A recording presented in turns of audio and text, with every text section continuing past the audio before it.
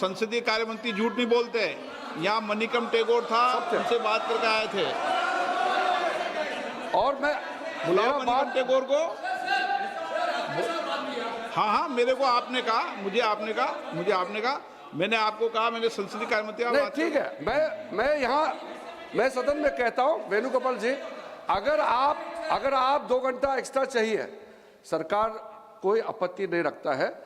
एक बार मिलकर के तय कर लेंगे। अभी स्पीकर साहब ने कह दिया, हम और 1 घंटा बढ़ाने में हमारे कोई आपत्ति नहीं है सरकार। आप बता दें कितने घंटे की बात करना चाहते हैं? नहीं, इसलिए मैंने क्रमवार बोला। पहले आपने 6 घंटे बोला, फिर बाद में 8 घंटे बोला। 8 घंटे के बाद भी और भी समय चाहिए तो हम 10 घंटे के लिए तैयार हैं। ठीक है, ओके,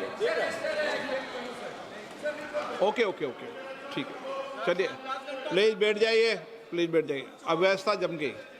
जब बीएससी नहीं होती तो सदन का सेंस लिया जाता है, इसलिए सदन का सेंस बन गया है। ठीक है, आगे बढ़ें।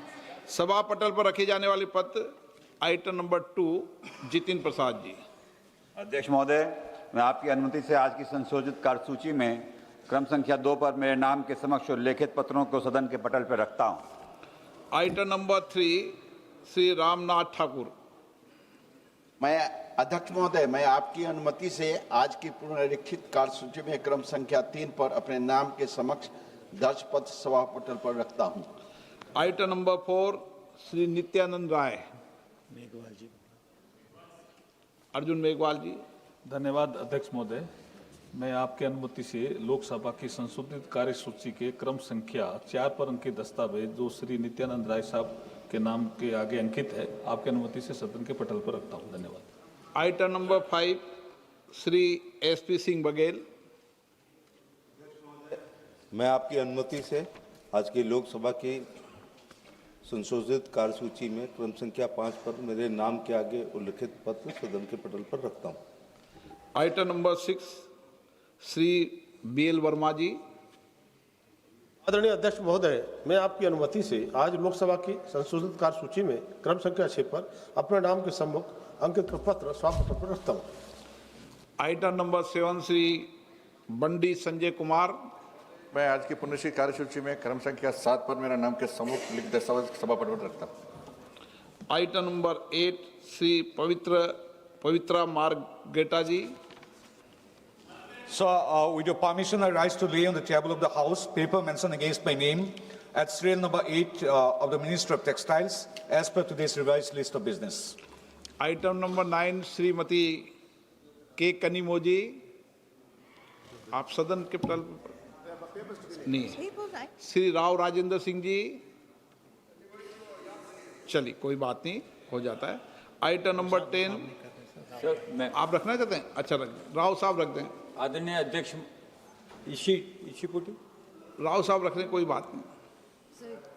आदरणीय अध्यक्ष महोदय, मैं आज की कार्यसूची में अपने नाम के समक्ष यथा सूचीबद्ध उपभोक्ता मामले, खाद्य और सार्वजनिक वितरण संबंधी स्थायी समिति के 17वें और 18वें प्रतिवेदन की एक प्रति हिंदी तथा अंग्रेजी संस्करण प्रस्तुत करता हूं।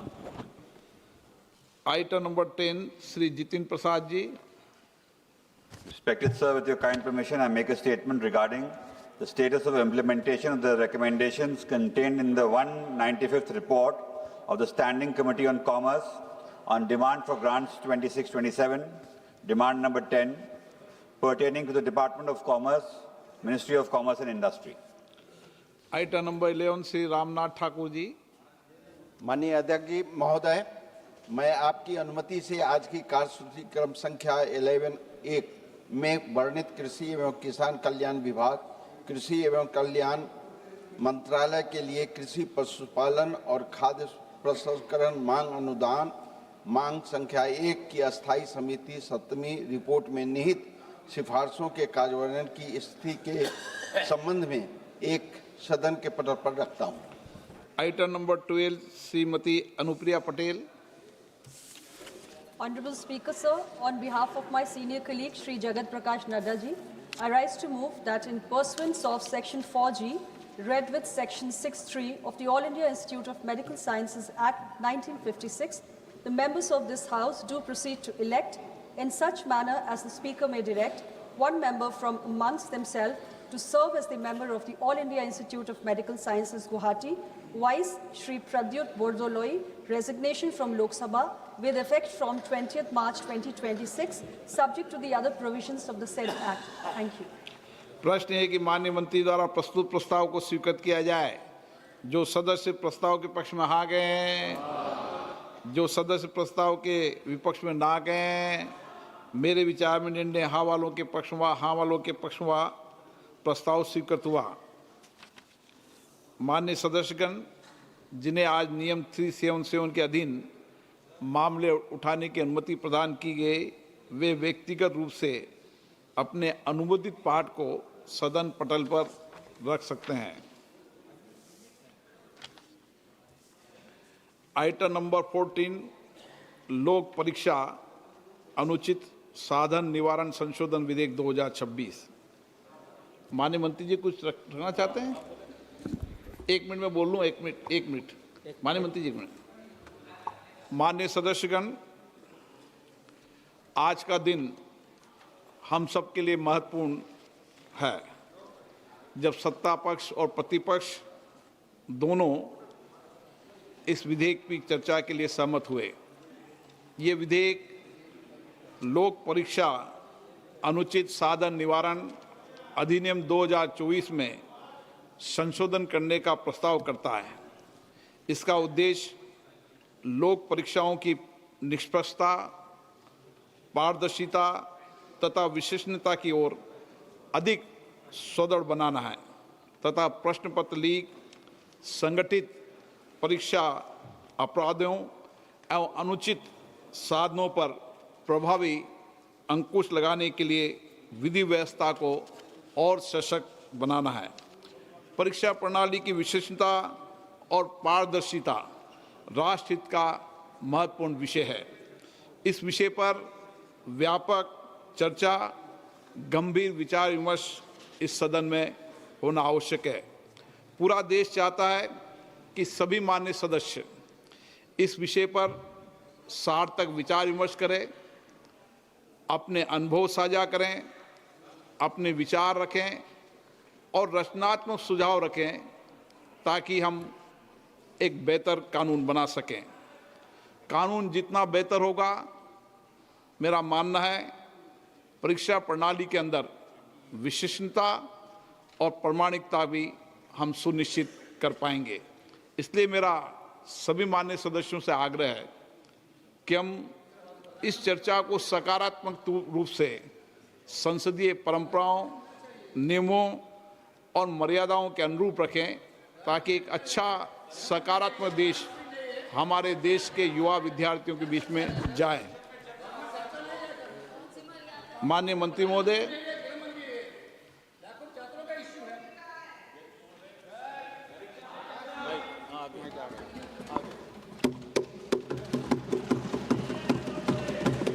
अध्यक्ष महोदय, मैं प्रस्ताव करता हूं कि लोक परीक्षा अनुचित साधन निवारण संशोधक विधेयक 2026 पर विचार किया जाए।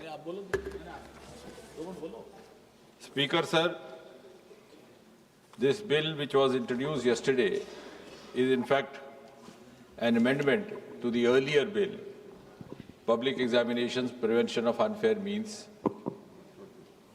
Act 2024, which was also brought by this government, and not only brought, it was perhaps the first of its kind in the history of independent India.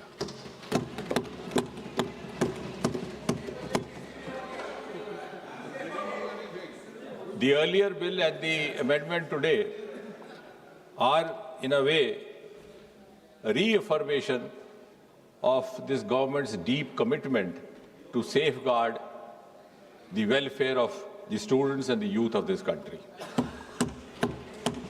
And at the same time, it is also a reiteration of Prime Minister Modi ji's resolve not to allow anyone to compromise with the future of the children of Mother India. And therefore, this bill can be described in a way as a milestone legislation in the history of Indian Parliament. अब ये जो examination को लेकर के तरह तरह की वारदातें होती रही या पेपर लीक भी होता रहा, ये केवल किसी एक प्रदेश या एक प्रांत तक सीमित नहीं रहा। ऐसा पहले भी होता था। अलग अलग पार्टियों की सरकारें रही, अलग अलग प्रदेश रहे। सूची लंबी है, लेकिन केवल याददाश्त ताज़ा करवाने के लिए कुछ एक ऐसे वारदात जो बहुत ज़्यादा समाचार सुर्खियों में रहे। 2019 में रेलवे रिक्रूटमेंट बोर्ड का एग्जामिनेशन, वो भी इन्हीं कारणों से, लेकिन शायद उस समय उस तरह की कार्रवाई नहीं की गई जिस तरह की अब प्रस्तावित की जा रही है। 2011 में all India engineering entrance examination 2009 में हो गया। 2012 में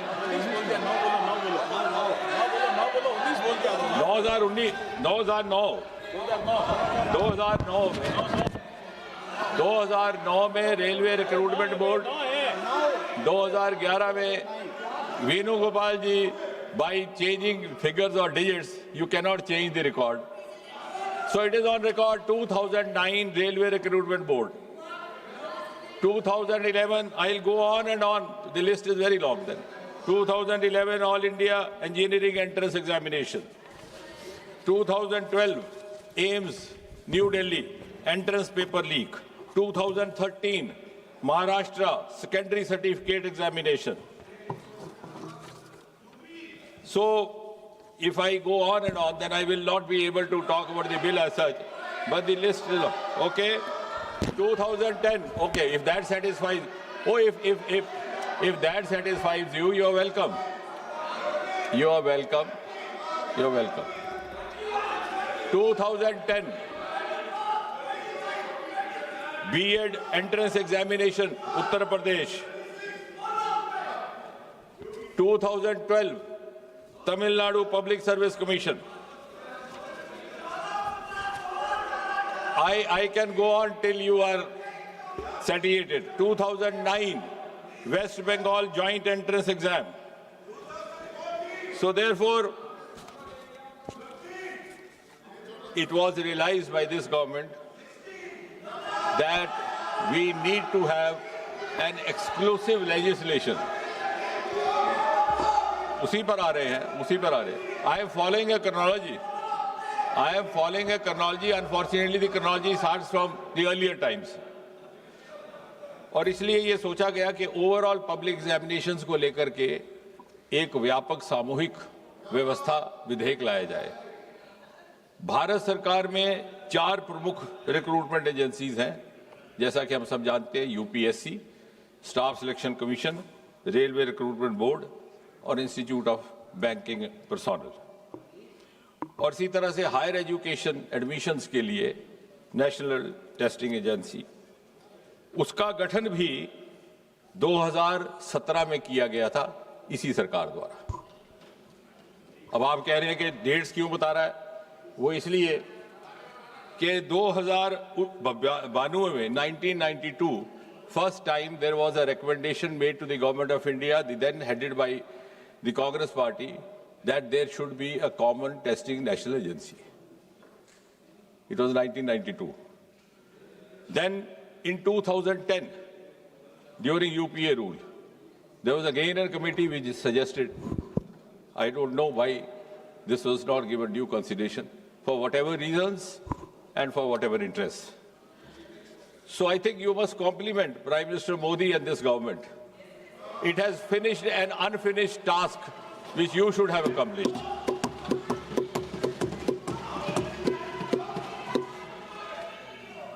और इसलिए for the first time in 2024 this bill was brought in.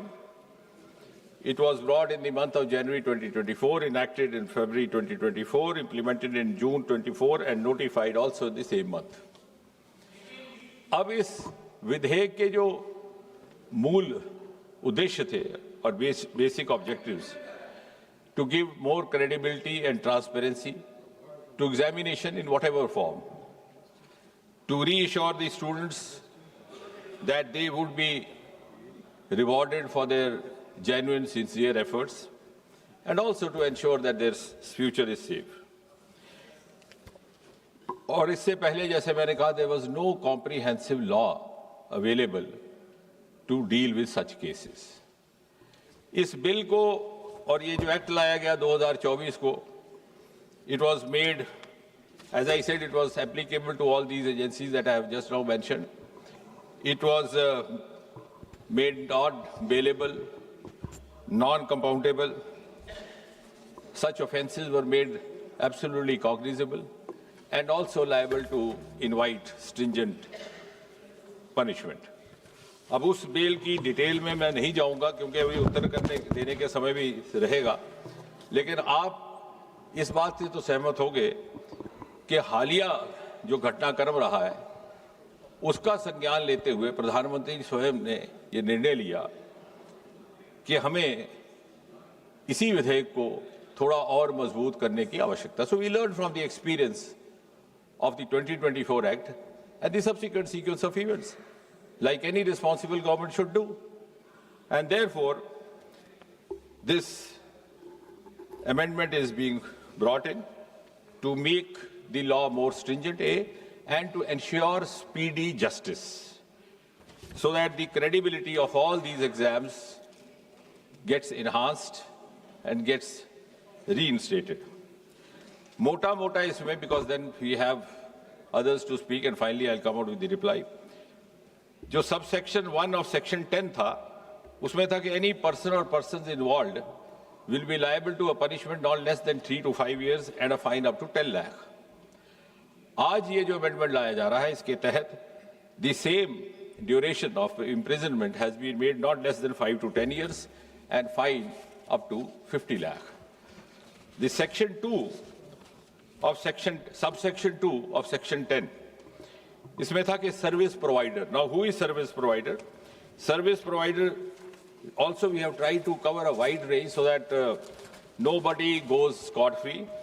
I'll just read out the definition of service provider which has been provided in this amendment. Service provider means any agency, any organization, any body, any association of persons, any business entity, any company, any partnership or single proprietorship firm, including its associates, subcontractors and provider of support of any computer resource or any material by whatever name it may be called, which is engaged by the Public Examination Authority for the conduct of public examination. तो service provider के लिए सजा पहले भी काफी मजबूत थी. There was fine up to 1 crore in the 24 act, उसको बढ़ा करके अब 5 करोड़ किया जा रहा है. इसके साथ साथ the recovery of the proportional cost of exam, और सबसे महत्वपूर्ण कि 2024 के कानून में यह भी लिखित था कि the provider will be board from conducting any exam for the next 4 years. उस अवधि को बढ़ा करके आज इस संशोधन के तहत 8 साल किया जा रहा है. So any service provider found guilty of indulging in any kind of misappropriation or malpractice which has resulted in such consequences will be debarred from conducting an exam for the next or the subsequent 8 years. इसी तरह subsection 3 of section 10, director और senior management जो उसके in charge होंगे, even they will not be spared. कई बार ऐसा हो जाता है कानून में कि जो इमीडिएट हैंडलर है उसको पनिशमेंट हो जाती है. So this act seeks to include all involved directly, indirectly, one way or the other, so that it sets a deterrent example also for others. तो senior direct management persons or director के लिए the imprisonment was 3 to 10 years in the earlier act. We are increasing it to 5 to 10 years, and the fine was up to 1 crore. It has been increased to 5 crore. And finally, the organized crime committers, where there is a mafia gang found, there is a nexus found, as we have experienced. I'm not accusing any government, not finding fault. As I said right in the beginning, it is a malaise, it is an issue which is being faced by almost every state and UT of this country, regardless of whichever party in power. It is happening in Punjab, it is happening in Karnataka also, whether we name those states or not. So organized crime, that is examination authority or service provider institution, whatever, in that case the imprisonment earlier was 5 to 10 years, it's been increased to 7 to 10 years, and the fine was earlier up to 1 crore, it is now proposed to be increased to 10 crore. और सबसे महत्वपूर्ण बात, जिसका प्रधानमंत्री जी ने video के माध्यम से जिक्र भी किया, to ensure speedy justice, we will have special fast-track courts established only for the cases dealing with unfair means in examinations. और चाहे वो स्पेशल टास्क फोर्स हो, चाहे वो सेंट्रल जैसी, because this bill and the earlier bill also entitles the government or the authorizes the government to pass this on to any central agency or to special task force or even where the police Percy is conducting. उनके लिए section 12A has been added to this earlier bill, which provides for special fast-track courts. अब उसमें भी हमने एक समय सीमा तय कर दी है. The investigation has to be completed within a span of 2 months, regardless of whether it is a central agency or a special task force. और 2 महीने के भीतर सारी जांच इन्वेस्टिगेशन मुकम्मल की जाएगी और उसके बाद जो भी ट्रायल कोर्ट होगा, जो अभी इस केस में is going to be a fast track special court, उसमें ये 3 महीने, यानी जिस दिन वारदात रिपोर्ट हुई है उस दिन से लेकर के आखिरी निर्णय आने तक 5 महीने से ज्यादा अवधि काल नहीं रहा जाएगा. So I think this is one of the most important components incorporated in this amendment. और उसके बाद भी अगर कोई अपील करना चाहे तो appeal will not be less than double bench of a high court and appeal within 30 days. That too, if there are justifiable grounds to satisfy the crowd.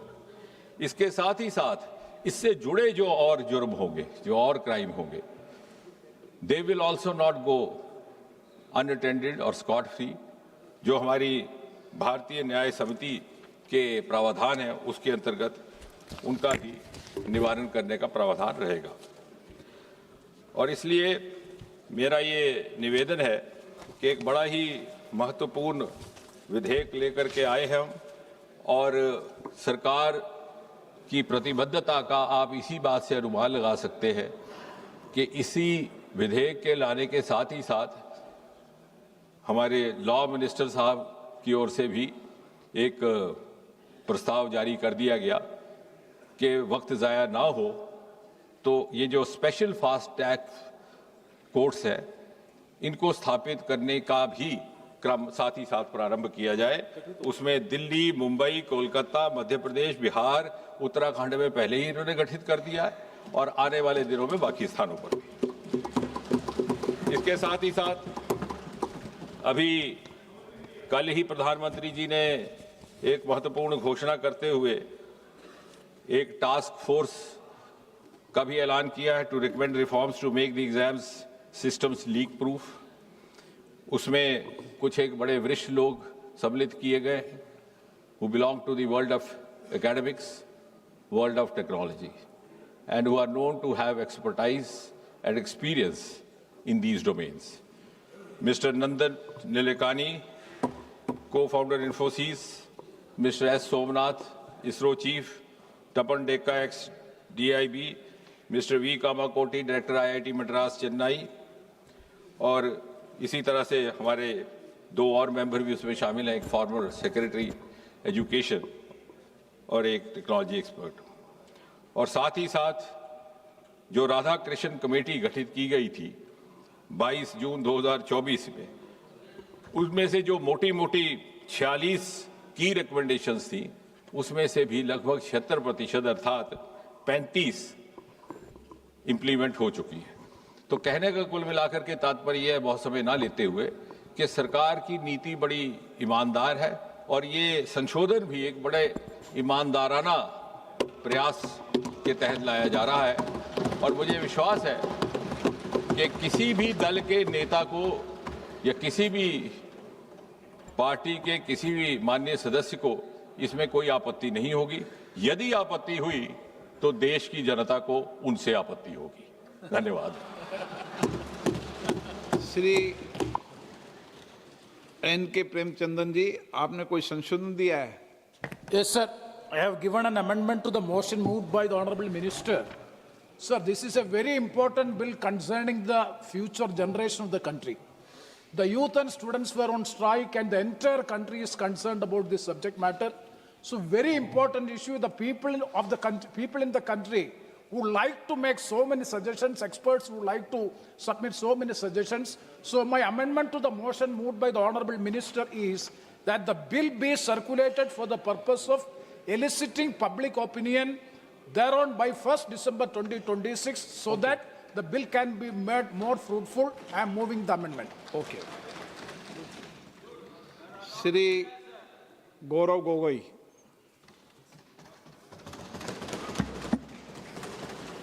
धन्यवाद अध्यक्ष महोदय।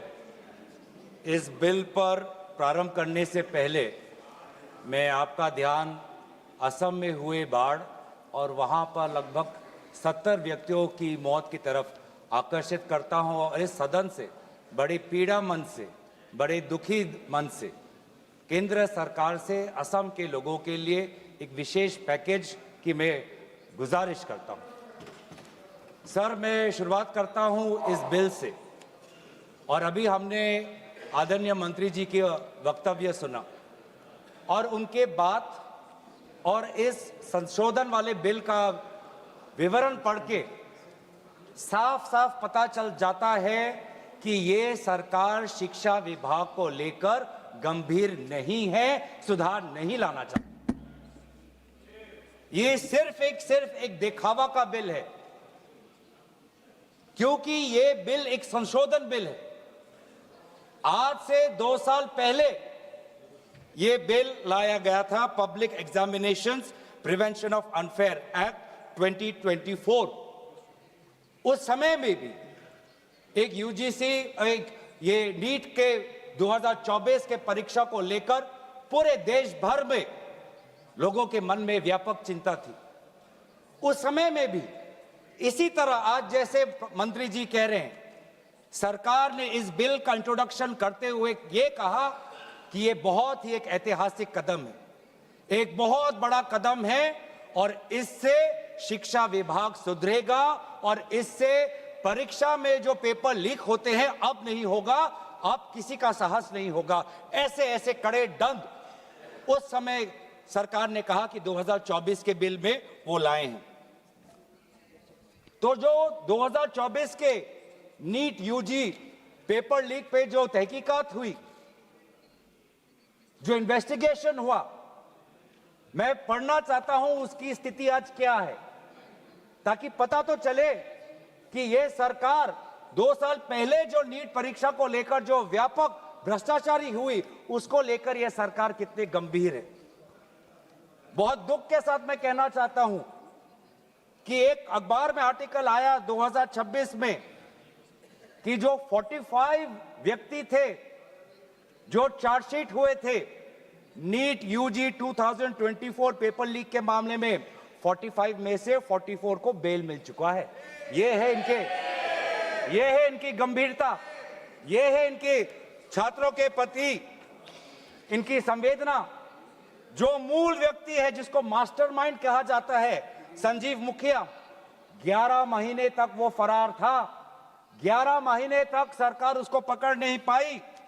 अप्रैल 2025 में वो फाइनली उसका गिरफ्तार हुआ और फिर उस मामले में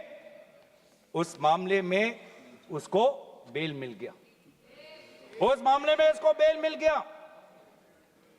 मई 6, 2025 एक दूसरे व्यक्ति रंजीत कुमार बरुआ जो करियर एकेडमी एजुकेशन ट्रस्ट के चेयरमैन है, वो बेल। एक अमित कुमार सिंह जो पेपर सॉल्वर के गैंग में था, उसको मई 7, 2025 को उसको बेल।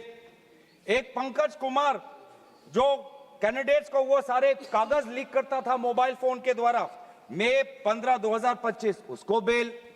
राकेश जिसका ये आरोप था कि उसने प्रश्न कागज को उसकी चोरी की, उसको बेल। तो ऐसे एक लंबा ब्यौरा है, चाहे वो अमित प्रसाद महाराणा का हो या धीरेन्द्र कुमार पांडा का हो।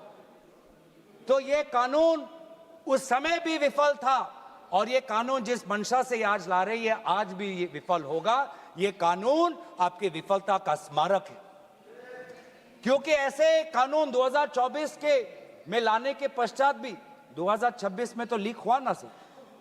अगर कानून इतना ही सशक्त था तो आज 2 साल बाद ही इतना बड़ा व्यापक लीक कैसे हुआ।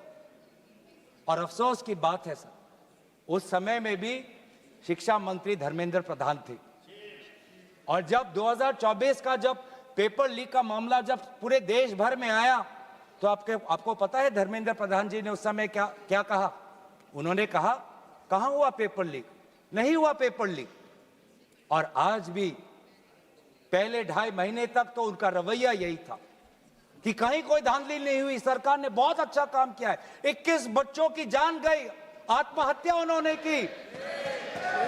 आपको शर्म नहीं आती इस सरकार को कि जिस मंत्री के तहत में 21 बच्चों ने अपनी जान गंवा दी, आत्महत्या की, जब उसने अपने मंत्री पद से इस्तीफा दिया, कल जब वो सदन में आए आपने उनको ऐसा माला पहनाया ताकि जैसे वो पाकिस्तान से जंग लड़के आए हैं, ऐसा माला पहनाया, ऐसा उनका वजूद उनको बड़ा किया मानो कि वो पाकिस्तान से जाकर सीमा पे जाकर जंग लड़के आए हैं। ये है उनकी सच्चाई। दुख लगता है सर। आज ये बात प्रधानमंत्री आते हैं इंस्टाग्राम के रील पर, वो अलग बात है कि जो पहली कैबिनेट बैठक हुई उस कैबिनेट बैठक में शिक्षा को कैसे सुधारा जाए, पेपर माफिया को कैसे खत्म किया जाए, पेपर सेटर के माफिया को कैसे खत्म किया जाए, पेपर सॉल्वर के माफिया को कैसे खत्म किया जाए, टेस्टिंग सेंटर के माफिया को कैसे खत्म किया जाए, प्रिंटिंग प्रेस के माफिया को कैसे खत्म किया जाए, कोचिंग सेंटर के माफिया को कैसे खत्म किया जाए, सिलेबस कैसे स्कूल के सिलेबस के साथ मिले, आउट ऑफ सिलेबस परीक्षा के पेपर ना आए, सीबीएसई के ओएमआर में धांधली न हो। इन सब चीजों पर व्यापक चर्चा करने के बजाय प्रधानमंत्री मोदी जी कहते हैं इंस्टाग्राम पर और ध्यान दो, इंस्टाग्राम पर और ध्यान दो। और प्रधानमंत्री जब आते हैं हाई पावर कमेटी की बात करते हैं तो 2 साल पहले जो के राधाकृष्ण की जो हाई कमेटी थी उसका क्या हुआ। 2 साल हाई कमेटी आपने गठन की, प्रधानमंत्री केंद्र सरकार के निरीक्षण में एक हाई कमेटी बनी, के राधाकृष्ण फॉर्मर इसरो के चेयरमैन। अगर वास्तविक में उन्होंने इतना बढ़िया काम किया तो 2 साल पश्चात ही आज क्यों दोबारा ऐसा पेपर लीक हुआ। सरकार ये दिखाना चाहती है कि ये बहुत गंभीर है। पिछले कुछ दिनों में पता चला कि एनटीए के लगभग 47 लोगों को बदला गया।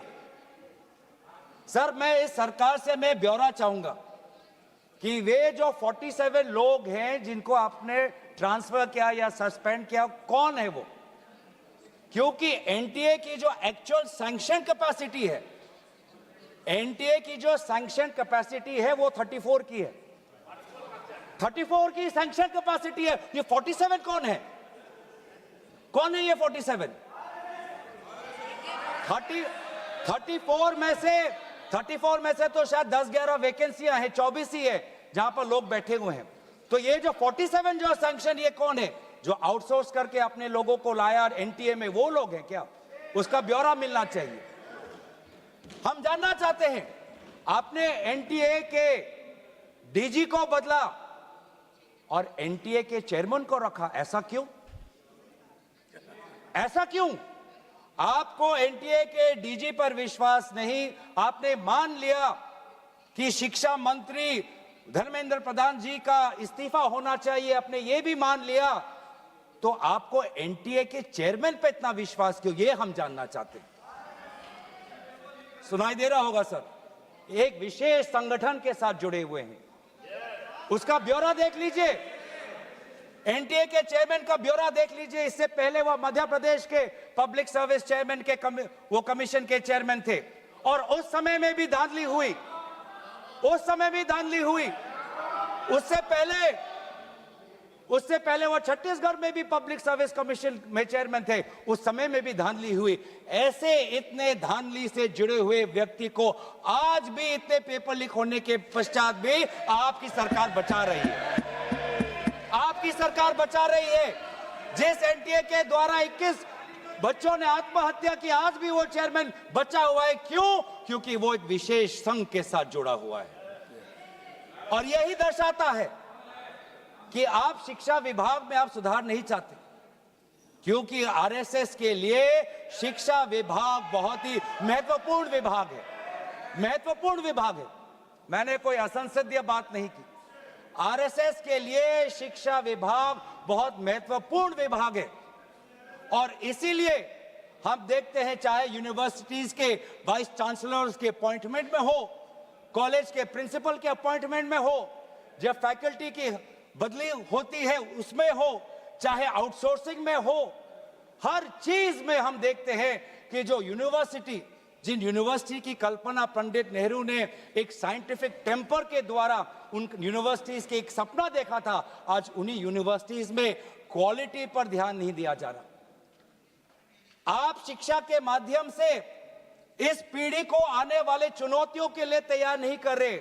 आप शिक्षा के माध्यम से इस पीढ़ी के लोगों को आने वाले समय में आपके दल के सदस्य बने, आपको वोट दे, उसके लिए आप एक माहौल बना रहे हो। यह है आपके लिए शिक्षा का उद्देश्य, यह है शिक्षा का उद्देश्य। और हमने देखा कि वे जो संस्थाएं, चाहे वो आईआईटी हो, चाहे जेएनयू हो, चाहे डीयू हो, देश भर से माता पिता अपने बच्चों को बोल रहे कि जाओ दिल्ली जाओ, अगर दिल्ली नहीं जा सकते तो बॉम्बे जाओ, बिहार में जाओ, लेकिन धरना प्रदर्शन करो। आज शिक्षा की बात है, आपको अपना भविष्य आपको बचाना है। मैं नहीं जा सकता पर मेरी आशीर्वाद तुम्हारे साथ है। एक मां ने एक आशीर्वाद के साथ अपने बेटी को भेजा, एक बाप ने अपने बेटे के पीठ पे थपथपाकर उसको जंतर मंतर पे भेजा, और डीयू, आईआईटी, जेएनयू कहती है आप मत जाओ। छात्रों को कहती है अगर आप जाओगे तो आपके करियर पर प्रभाव बन सकता है। यह है शिक्षा की संस्थाएं। ऐसे हम आने वाले पीढ़ी, आने वाली चुनौतियों के लिए हम भारत का निर्माण करेंगे, अपने युवाओं को हम उनको ताकत देंगे। इसीलिए अगर एक बात इस पूरे घटनाक्रम से निकलती है वो ये है कि आज शिक्षा में ये इस बिल से, जिसमें आपने पेनल्टीज बढ़ा दिए, पनिशमेंट बढ़ा दिए, इससे हमारा शिक्षा विभाग नहीं सुधरेगा। राहुल गांधी जी बार बार कहा कि धर्मेंद्र प्रधान जी सिर्फ एक मुखौटा है आपके शिक्षा विभाग का, आपकी शिक्षा के प्रति जो उनका, आपकी जो नीति है वो सिर्फ एक उसका एक चिन्ह है, एक सिंबल है। उनके हटने से भी शिक्षा में सुधार आएगा। आज भी ना बच्चों को विश्वास आता है इस बात पर, ना हमें इस बात पर विश्वास है। लेकिन इसके पश्चात भी आज शिक्षा पर बातचीत हो रही है, आज शिक्षा को लेकर धरना हो रहा है, आज शिक्षा को लेकर जंतर मंतर में हजारों की तादाद पर लोग इकट्ठित हुए हैं। आज शिक्षा के विषय पर सारे दल संगठन सब ने अपने अपने प्रदेशों में, चाहे महाराष्ट्र में हो, चाहे यूपी में हो, चाहे बिहार में हो, चाहे पश्चिम बंगाल में हो, चाहे या असम में हो, सब जगह विभिन्न राजनीतिक दल संगठन और इन दल संगठन से अलग सारे युवा सड़क पे आ गए। सब ने अपने शिक्षा की मांग की। और क्यों मांग की? उनके दुख को पहले हमें समझना चाहिए, उनके पीड़ा को हमको समझना चाहिए, वो उनके अंदर जो नाराजगी है उस बात को हमें समझना चाहिए। नहीं तो किसी का इतना साहस नहीं कि सड़क पे आके गर्मी बारिश, सड़क पे सोना, पुलिस की लाठी खाना, दिन दिन भूख हड़ताल पे रहना, सबकी इतनी साहस नहीं है। ये साहस कहां से आता है? ये साहस आता है उस दर्द से, जिस दर्द में अपने भविष्य को लेकर वो विवश हैं, जिस दर्द में अपने देश के भविष्य को लेकर वो विवश है, जिस दर्द को वो आज के समाज में उसको व्यक्त भी नहीं कर सकते, सरकार से सवाल भी नहीं पूछ सकते। और बहुत ही बढ़िया एक व्यक्ति ने इस पूरे जो दर्द है, इस दर्द के बारे में बात करते हुए गोपाल दास नीरज के गीत की बात करता है। वो व्यक्ति जिस व्यक्ति से राहुल गांधी जी मिलने गए, उसने कहा, उसने हमें याद दिलाया कि नीरज की वो पंक्तियां, स्वप्न झरे फूल से, मीत चुबे शूल से, लुट गए सिंगार सभी, भाग गए बबूल से, और हम खड़े खड़े बहार देखते रहे, कारवां गुजर गया गुबार देखते रहे। ये बच्चों की वो दुख है। क्या करें, हमारे पास पैसे नहीं है इतने कि हम पेपर खरीद पाएं। 30-30 लाख का पेपर हमें खरीदने के पास, हमारे पिताओं के पास इतने सामर्थ्य नहीं है। वो दुख है, वो नाराज है, और इसीलिए जब वो दुख से वो लड़ नहीं पाते तो आत्महत्या पर आ पड़ते।